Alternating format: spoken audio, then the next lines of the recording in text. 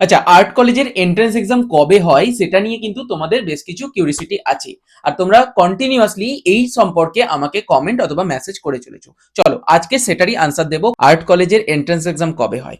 দেখো, প্রতি বছরই তো ডেট চেঞ্জ হয়, এবছরে যে ডেটে হয়েছে পরবর্তী বছরেও যে সেম ডেটে হবে সেরকম কোনো ব্যাপার নয়। হ্যাঁ, তবে এইচএস এর রেজাল্ট আউট হওয়ার পর সমস্ত কলেজগুলোতে যখন অ্যাডমিশন ফর্ম ছাড়া হয় তখন আর্ট কলেজেও ফর্ম ছাড়ে। তাই তোমরা এইচএস রেজাল্ট আউট হওয়ার পর সমস্ত কলেজের ফর্ম ফিল আপের নোটিশগুলো চেক করতে ভুলবে না কিন্তু। তো তোমরা যারা এবছরে এইচএস এর ক্যান্ডিডেট, তোমাদের সকলকে অল দ্য বেস্ট। খুব ভালো করে এক্সাম দাও, এক্সাম দেওয়ার পর তোমরা ভালো করে প্রিপারেশন শুরু করো। আর হ্যাঁ, আমি আগেও বলেছি আবারও বলছি, উইদাউট প্রিপারেশনে কিন্তু আর্ট কলেজে চান্স পাওয়া কোনোভাবেই যায় না। আর হ্যাঁ, তোমরা সকলেই জানো আমিও art college entrance exam preparation batch করাই। আমার প্রিপারেশনের ব্যাচ অলরেডি জানুয়ারি থেকে আরো একটা শুরু হয়ে গেছে। তাই প্রিভিয়াস ইয়ারের যারা ক্যান্ডিডেট আছো তাদের চান্স আনফরচুনেটলি হয়নি অথবা প্রিপারেশনের অভাবে হয়ে ওঠেনি। তাই তোমরা কিন্তু আমার কাছে প্রিপারেশন নিতে ভুলো না। আমি এখানে নাম্বার মেনশন করে দিলাম, সেই নাম্বারে তোমরা কল করে প্রিপারেশনের ডিটেলস জেনে নিও।